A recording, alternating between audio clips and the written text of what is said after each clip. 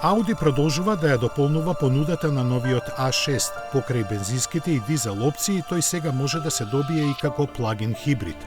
Двете нови верзии се одликуваат со врвни перформанси и голема електрична автономија. Основа на погонскиот систем е дволитарскиот TFSI агрегат навиен на 252 конски сили.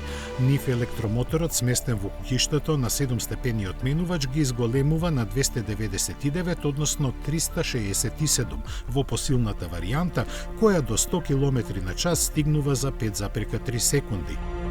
Батериите од 20,7 киловат-часа овозможуваат поминување на 111 км кај лимузинската, односно 5 помалку кај караванската Авант изведба.